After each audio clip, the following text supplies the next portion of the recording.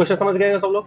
फिर से समझा दे तो चलिए फिर से समझाते हैं। यह एक संख्या है और इस संख्या में अंकों की संख्या कितनी है?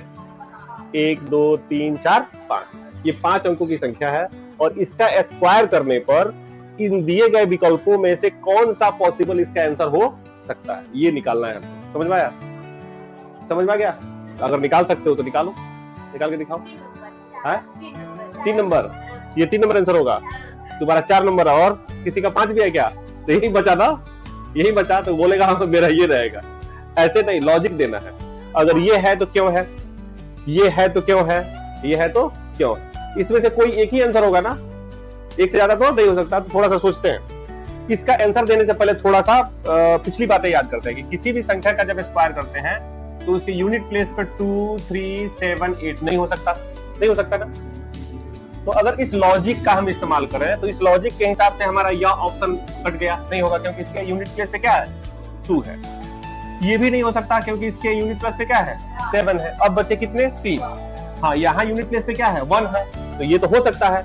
लेकिन इसके बारे में देखते हैं दूसरा लॉजिक। क्या लॉजिक है कि ये जो संख्या है यह कितने अंकों की है? 1 2 3 4 5 है ना। जब किसी संख्या का हम स्क्वायर करते हैं, जब किसी संख्या का स्क्वायर करते हैं तो उसमें आने वाले अंकों की संख्या कितनी होती है? जैसे एक उदाहरण के तौर पर संख्या कितनी होगी, अगर यह देखना हो तो उस संख्या के अंकों को गिन लो। कितना है इसमें अंक? 1 2 3 4 5। इसका दुगुना करो तो कितना होगा 10। तो या तो इस संख्या के स्क्वायर में 10 अंक होंगे या इससे एक कम 9 अंक होंगे। कितने होंगे? 10 या 9। समझ रहे हो ना? जैसे देखो यहाँ 11 में 2 अंक है तो इसका स्क्वायर किया तो कितने अंक है इसमें? 3 है। फिर यहाँ 40 में भी 2 अंक है, स्क्वायर किया तो कितना है? 3 अंक है। लेकिन वही 40 में 2 अंक है और इसका स्क्वायर किया तो कितने अंक है? 4। तो इससे हम एक कंक्लूजन निकाल सकते हैं कि इसमें 2 अंक है, 2 का स्क्वायर करेंगे तो कितना होगा 4। तो 2 अंक वाली संख्या का स्क्वायर करने पर अंकों की संख्या उसमें 4 होगी या नहीं तो 3 होगी। अरे समझ में? तो इस हिसाब से कह सकते हैं कि कोई संख्या जिसमें अंकों की संख्या x हो तो उसके स्क्वायर में अंकों की संख्या या तो 2x होगी या नहीं तो 2x - 1 होगी, या तो दुगुनी होगी या नहीं तो दुगुनी से एक कम होगी। इस हिसाब से इस संख्या का जब स्क्वायर करेंगे तो उसके स्क्वायर में अंकों की संख्या या तो 10 होगी या नहीं तो 9 होगी। तो हमने देखा कि यह आंसर हो सकता है। तो लॉजिक लगाओ कि इसमें अंकों की संख्या या तो 9 होनी चाहिए नहीं तो 10 होनी चाहिए। 1 2 3 4 5 6 7। तो क्या यह इस संख्या का स्क्वायर हो सकता है? नहीं हो सकता। ये भी खत्म हो गया। अरे समझ में? अब बचा 2 ऑप्शन। यहाँ इकाई की जगह पर क्या है 5 है।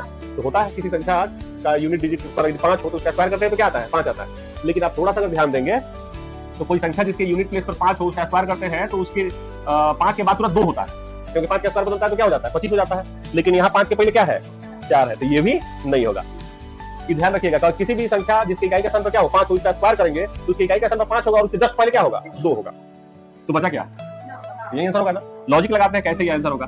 पहला लॉजिक तो ये था कि 2378 वाला कंडीशन इसमें नहीं है। 3 का स्क्वायर करेंगे तो 9 आएगा और नहीं तो